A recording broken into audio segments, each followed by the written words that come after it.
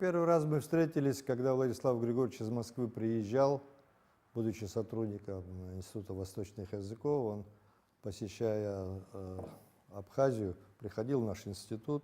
Я там видел его, мы так близко не были знакомы тогда.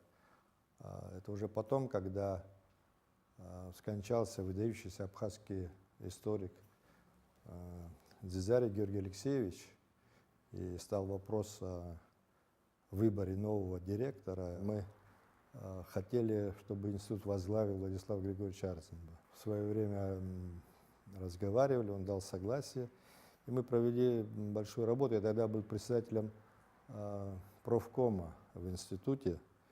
Вот, и мы смогли на этих выборах кандидатуру провести Владислава Григорьевича. Он возглавил институт. С приходом Владислава Григорьевича начался такой новый этап, очень такой активной работы научной.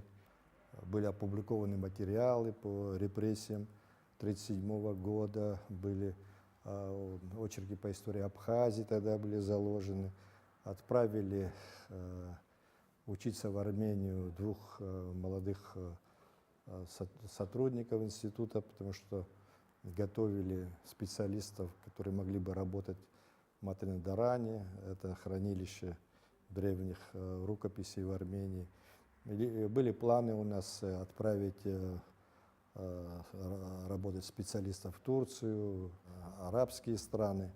Ну, такая вот большая работа проводилась, но политика свои коррективы внесла, и события, которые происходили в то время, конечно, многие планы наши поменяли, пришлось больше заняться политикой.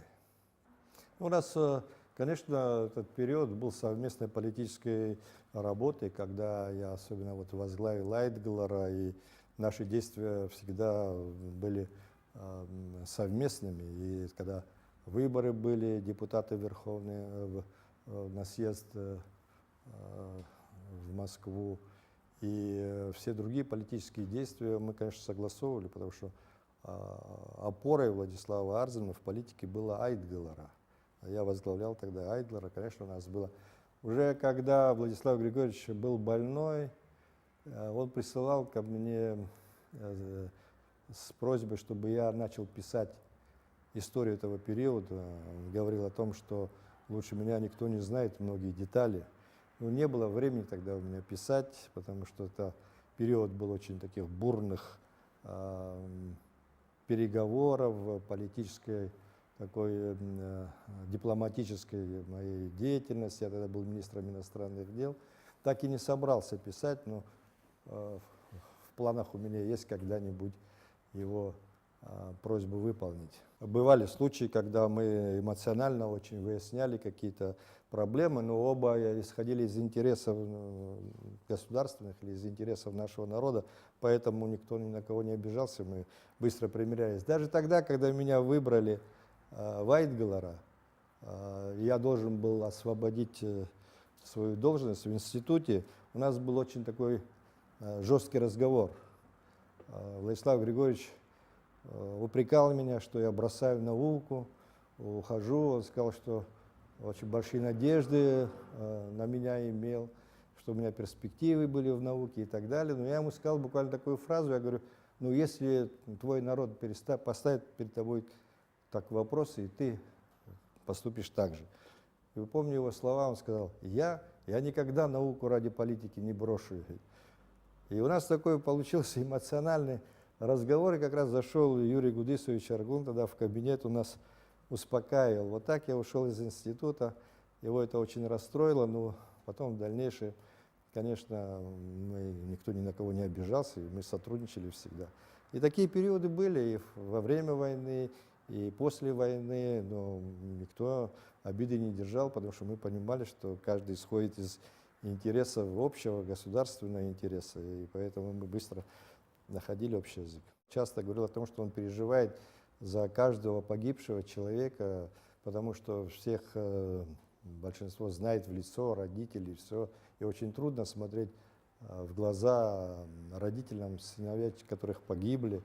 Это очень сложно было. Ни он, ни я ведь не были политиками, и мы пришли в политику как люди такие академические, больше связанные с наукой. Для нас это было новое поприще. И мы учились, я очень многому тоже у него учился, потому что он хоть и не был политиком, но у него была целеустремленность, у него было упрямство, и он был очень искренним в своих таких планах. Я горжусь тем, что я был самым близким политическим соратником его, если так разобраться. Ну, может, были люди, которые ближе были по крови ему, родственно, по каким-то другим делам, но как в политическом смысле мы были самые близкие соратники, и это для меня был период очень сложный в моей жизни, не только в моей жизни, но и всего нашего народа, но очень героический, очень славный период. Мы учились, так сказать, всему в таких боевых условиях. Во имя национальной нашей цели идти, несмотря на противодействие всего мира. Когда была признана Абхазия, народ собрался на площади, и мы с отцом Виссарионом решили пойти к Владиславу Григорьевичу. Когда мы подошли к дому, там очень много народу стояло, и в дом, конечно, никого не пускали, потому что очень много народу собралось. Меня и Виссариона пустили. И вот мы последний раз, я его живым видел, тогда счастливым, он лежал в постели. Я тогда подумал, что это великое счастье, когда человек видит результаты своего труда. И особенно Владислав Арзенбах, который свое здоровье положил и всю свою жизнь положил, и вдруг дожил до того момента. Я думаю, что это счастливая судьба для политика.